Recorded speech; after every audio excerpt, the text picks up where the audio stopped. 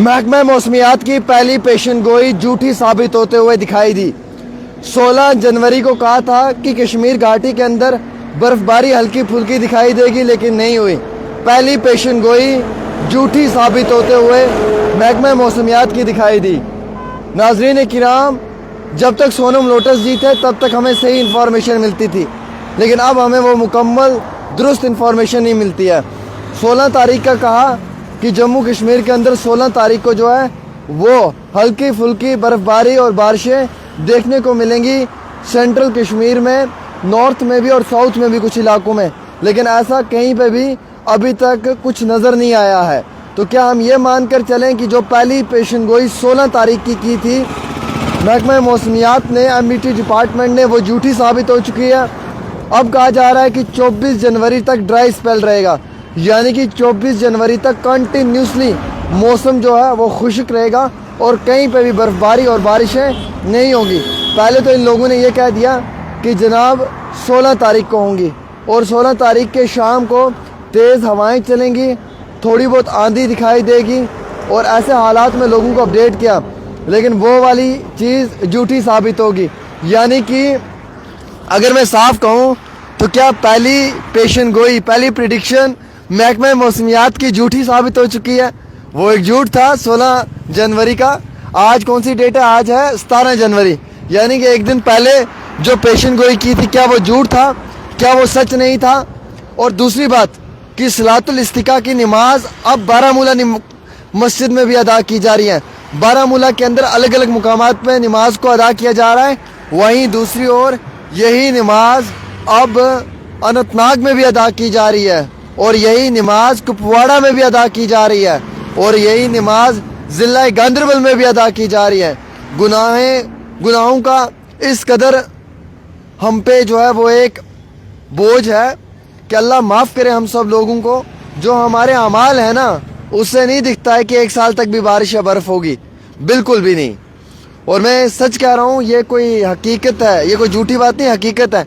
जिस तरीके के अमाल है उन अमालों को मद्देनज़र रखते हुए मैं कह रहा हूँ 24 जनवरी तक ड्राई स्पेल रहेगा।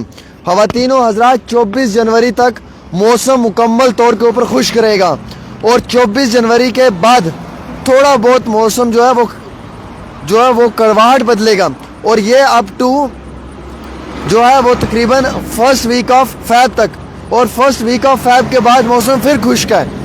तो अब आप समझ लें कि यह आजमाइश है और अल्लाह का अजाब है, जिसके लिए हमें अल्लाह के आगे सजदा करके अपने गुनाहों की बख्शिश के लिए दुआ करनी चाहिए, और सलातुल इस्तिका की नमाज को वक्ती तौर अदा भी करना चाहिए। मैं तो कहता हूँ हर घर में नमाज अदा होनी चाहिए, हर गली में, हर कोने में अदा होनी चाहिए। अल्लाह से माफ़ी मांगो दोस्तों, अजाब बहुत बड़ा होने वाला है, ये बात याद रखना। आजमाइशें हो रही हैं और अजाब भी हम पे होगा। ये मैं आप लोगों को नहीं कह रहा हूँ, सबसे बड़ा मुजरिम अल्लाह की ज़ात के सामने मैं हूँ, सबसे ज़्यादा गुनाह मेरे होंगे, आप लोगों के कम होंगे, और अल्लाह से हमें माफ़ी मांगनी होगी। वरना अल्लाह की ज़ात हम लोगों की जो आजमाइशें ले रहा है ना, इस आजमाइश में जब अजाब होगा ना, हम उस अजाब को बर्दाश्त नहीं कर पाएंगे। लेकिन अफसोस कि महकमा मौसमियात की पहली पेशन गोई झूठी साबित हुई। 16 जनवरी को कहा था कि बर्फ़ होगी, बारिशें होंगी, बिल्कुल ऐसा कुछ नहीं हुआ। पहली पेशन गोई फ्लॉप दिखाई दी। महकमा मौसमियात की पहली पेशन गोई जो है वो झूठी साबित हुई। मैं उम्मीद रखता हूँ कि आप सब लोग जो हैं वो आइंदा इस चीज़ को मद्देनज़र भी रखेंगे। हकीकत को खुदा जाने, मेरे दिल की तो मैं जानूँ, तेरे दिल की खुदा जाने। तो कहने का मकसद ये है कि जो पेशन गोई महकमा मौसमियात ने की थी जनाब, वो झूठी साबित हो गई है, वो सच्ची नहीं है।